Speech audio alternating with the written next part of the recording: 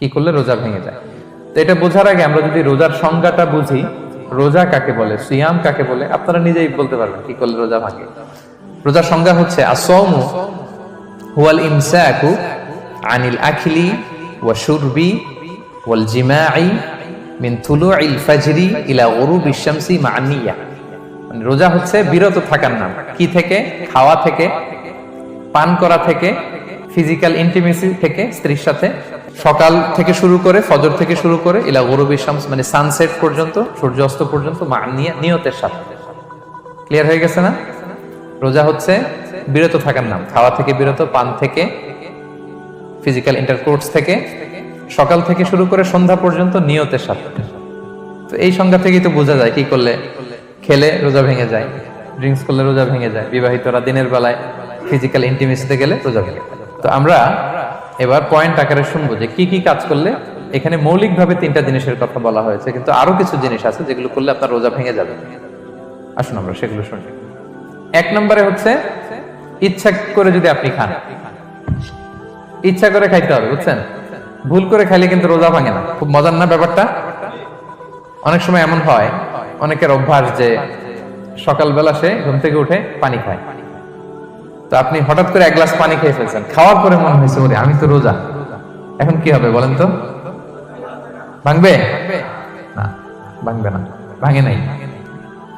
শুধু 1 গ্লাস পানি না, ভুলে যদি 1 প্লেট ভাতও খেয়ে ফেলেন, ভুলে, রোজা ভাঙবে না। তো রোজা অবস্থায় এত বড় ভুল অবশ্য কেউ করে না, কি বলেন? পানির এটা হয়ে যায়, তাও প্রথম 1, 2, 3 রোজায়, হয় না? প্রথম 1 দিন, 2 দিন, 3 দিনে অনেক সময় এরকম হয় যে ভুল করে পানি খেয়ে ফেলে। তো ভুল করে যদি কেউ খায় তার রোজা ভাঙে না। অথবা জোর করে যদি কাউকে খাওয়ানো হয় রোজা ভাঙে না। ফোর্সফুলি খাওয়াইলে ভাঙে না। ইন্টেনশনালি যদি কেউ খায় রোজা ভেঙে যায়। ক্লিয়ার? 2 নাম্বার, ড্রিঙ্কিং ইন্টেনশনালি, যদি পান করে ইচ্ছাকৃত, রোজা ভেঙে যায়। 3 নম্বরে হচ্ছে ফিজিক্যাল ইন্টারকোর্স, দিনের বেলায় যদি ফিজিক্যাল ইন্টিমেসিতে যায় হাজবেন্ড ওয়াইফ, এবং দেহ থেকে যদি সিমেন আউট হয় রোজা ভেঙে যায়। তবে ইচ্ছাকৃত যদি আপনি রোজা ভাঙেন, এটা বড্ড ভয়ঙ্কর প্রিয় ভাইরা। এটা খেয়াল করে মনে রাখবেন যে ইচ্ছা করে রোজা ভাঙার চেয়ে বড় স্পর্ধা আর হতে পারে না। কারণ এই রোজা রাখাটা কি রমাদানে ফরজ। আপনি যদি ফরজ ইচ্ছা করে ভাঙেন তাহলে শুধু কাজা করলে হবে না, কাফারা দিতে হবে। কে দিতে হবে? তাহলে আমরা জানছি কাজা, আমরা জেনেছি ফিদিয়া, এবার নতুন একটা টার্ম শুনলাম, এটা কি? কাফারা। ইচ্ছা করে রোজা ভাঙলে কাফারা দিতে হবে। এন্ড হোয়াট ইজ কাফারা? কাফারা হচ্ছে টানা 2 মাস রোজা রাখা একটার জন্য। পারবেন? রমজানেরটা রাখতে তো খবর হয়ে যায়, কি বলেন? ইচ্ছা করে যদি কেউ রোজা ভাঙে তার কাজা কাফারা 2টাই লাগবে। কাজা মানে কি? একটা রোজার জন্য একটা রাখা, আর কাফারা 2 মাস 60টা রোজা রাখা। 60 খবর আছে। কিন্তু আপনি ইচ্ছা করে যদি রোজা ভাঙেন, এর জন্য কাজা করলেন, একটা 60টা রাখলেন, মোট 61টা রাখার পরেও রমাদানের যে রোজা, এটার ফজিলত কি আপনি পাবেন? এটা আপনি পাবেন না। এটা বড্ড ভয়ঙ্কর। আমরা যেন ইচ্ছা করে কেউ রোজা না ভাঙি। এই ইচ্ছা করে যদি কেউ রোজা ভাঙে, অথবা ইচ্ছা করে দিনের বেলায় যদি কেউ ফিজিক্যাল ইন্টারকোর্স করে, তখন তার কাজাও করা লাগবে, কাফারাও করা লাগবে।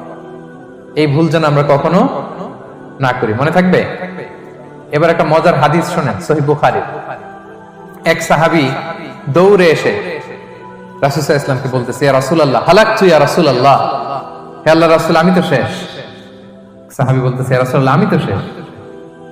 তুমি শেষ, কি হয়েছে তোমার? রাসূল সাল্লাল্লাহু আলাইহি ওয়াসাল্লাম বললেন, ওয়ামা আহলাকাক, তুমি কেন, কি সমস্যা? হালাকতু ইয়া রাসূলুল্লাহ লিটারাল মিনিং হচ্ছে, ইয়া রাসূলুল্লাহ, আমি তো ধ্বংস হয়ে গেলাম। রাসূল বললেন, কি হয়েছে, কিভাবে ধ্বংস হইলা? তো সাহাবী বললেন, ওয়াকাআতু আলা ইমরাআতি ফি রমাদান, আমি রমাদানে দিনের বেলায় আমার স্ত্রীর সাথে ফিজিক্যাল ইন্টারকোর্স করে ফেলেছি, আমি তো শেষ, ইয়া রাসূলুল্লাহ, আমার বাঁচা। তারপর রাসূল সাল্লাল্লাহু আলাইহি ওয়াসাল্লাম বললেন, হাল তাজিদু মা কা'আতিকু রাকাবা, তুমি কি একটা দাস আজাদ করতে পারবে? কাফারার মূল বিধান হচ্ছে দাস আজাদ করা, অথবা 60টা রোজা রাখা, অথবা 60 জনকে খাওয়ানো।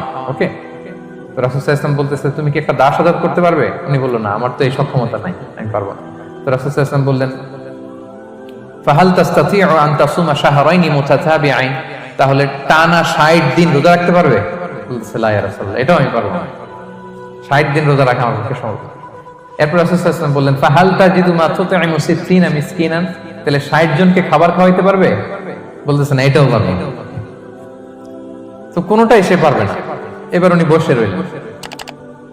ফাউতিয়া বিআরাকিন ফিহি তাম, হঠাৎ করে রাসূল সাল্লাল্লাহু আলাইহি ওয়াসাল্লামের কাছে এক ঝুড়ি খেজুর আসলো। এবার রাসূল সাল্লাল্লাহু আলাইহি ওয়াসাল্লাম বললেন, সেই লোক কোথায় যে কিছুই করতে পারবে না, একে ডাকো।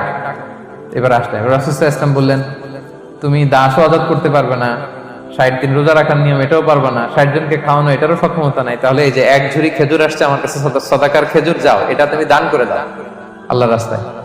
এবার উনি বলতেছে আলা আফকারা মিন্না ইয়া রাসূলুল্লাহ, আমার চেয়েও গরীব কাউরে দান করব? রাসূল সাল্লাল্লাহু আলাইহি ওয়াসাল্লাম বললেন হ্যাঁ। উনি বলতেছে যে আমার চেয়ে গরীব মদিনায় কেউ নাই।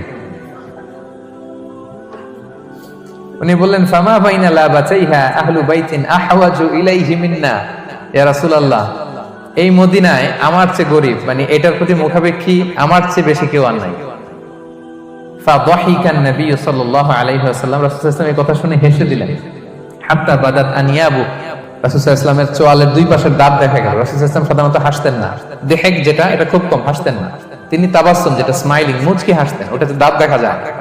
কিন্তু এই লোকের কাণ্ড দেখে, এই সাহাবী রাদিয়াল্লাহু তাআলা আনহুর কাণ্ড দেখে রাসূল সাল্লাল্লাহু আলাইহি ওয়াসাল্লাম হাসি আর থামা রাখতে পারলেন না। ফাদাহিকান নবী সাল্লাল্লাহু আলাইহি ওয়াসাল্লাম, রাসূল সাল্লাল্লাহু আলাইহি ওয়াসাল্লাম এমন হেসে দিলেন যে ওনার দাঁত দেখা গেল, এরকম হাসি উনি হাসেন না। এরপর রাসূল সাল্লাল্লাহু আলাইহি ওয়াসাল্লাম বললেন কি আর করা, যাও ইযহাব ফাআতঈমহু আহলাক, যাও নিয়ে তোমার ফ্যামিলিতে খাও। করছো তুমি বড় ভুল, এখানে কাফারা দিতে হবে, 60টা রোজা রাখা, দাস মুক্তি, 60 জনকে খাওয়ানো, কিছুই পারবা না। আসলো খেজুরের বক্স, তোমার সাহায্য করার জন্য দিলাম, যাও এটা সদকা করো। এখন তুমি বলতেছো তোমার চেয়ে গরীব আর মদিনায় কেউ নেই, তো কি আর করা, যাও তুমি খাও। তো এই মজার হাদিসটা এই কাফারা রিলেটেড হাদিসের মধ্যে এসেছে। তো যদি আপনি ভুল করে, আপনি যদি ইন্টেনশনালি ইচ্ছা করে যদি রোজা ভেঙে ফেলেন, প্রিয় ভাইরা, এটা কিন্তু বড্ড ভয়ঙ্কর। এটার জন্য আপনার কাফারা দিতে হবে, 60টা রোজা রাখতে হবে। এটা যদি না পারেন 60 জনকে খাওয়াতে হবে। কোনোটাই তো সহজ না, কি বলেন? অনেক ব্যয় সাপেক্ষ। গেল 3টা গেল। আর কি করলে রোজা ভেঙে যায়? ইচ্ছা করে যদি বমি করে রোজা ভেঙে যাবে, তবে অনিচ্ছা সত্ত্বে বমি আসলে রোজা ভাঙে। ক্লিয়ার? রাসূল সাল্লাল্লাহু আলাইহি ওয়াসাল্লাম বলেছেন মান দারাআহুল কাইউ আই গালাবাহু ফালাইসা আলাইহি কাদা, কেউ যদি অনিচ্ছাকৃত বমি আসে কাজা করা লাগবে না। ওমান ইস্তাকা, কেউ যদি ইচ্ছা করে বমি করে আমদান ফালিয়াকদি, সেজন্য এই রোজাটা কাজা করে। আচ্ছা, 5 নাম্বার হচ্ছে আল ইস্তিমনা, মানে মাস্টারবেশন, হস্তমৈথুনের মাধ্যমে কেউ যদি সিমেন আউট করে তাহলে তার রোজা ভেঙে যাবে, এবং এটার জন্য কাজা কাফারা দুইটাই লাগবে। 6 নাম্বার স্মোকিং। স্মোকিং যদি রমাদানে কেউ করে রোজা কিন্তু শেষ। এদিকে আমার মাসালা শেখায় না নতুন করে, অনেকে অনেক ডানে বায়ে মাসালা করে যে হুজুর এটাতে এই, ওটাতে এটা তো ধোঁয়া, এটা তো এই না। স্মোকিং করলে আপনার রোজা ভেঙে যাবে, কারণ এটার মধ্যে এমন পার্টিকেল থাকে যেটা আপনার ভিতরে চলে যায়, সো আপনার রোজা ভেঙে যাবে। খবরদার স্মোকিং করবেন না। 7 নাম্বারে আপনি যদি নাকে ড্রপ দেন, রোজা রাখা অবস্থায় নাকে ড্রপ দেওয়া যাবে না। হ্যাঁ, নাক হচ্ছে gateway to reach in the stomach, এটা স্টোমাকে পৌঁছার একটা গেটওয়ে। আপনি নাকে ড্রপ দিলে দেখবেন কিছুক্ষণ পরে গলায় একটা তেতো তেতো ভাব অনুভব হয়, আস্তে করে এটা স্টোমাকে চলে যায়, আপনার রোজা ভেঙে যাবে। নাকের ড্রপ এটা রাতে, সন্ধ্যা থেকে শুরু করে সাহুর খাওয়া পর্যন্ত। আচ্ছা, এজন্য রমাদানে কিন্তু ওযু করার সময় নাকে পানি দিতে সাবধান। হ্যাঁ, ফরজ গোসলের সময় নাকে পানি দিতে সাবধান।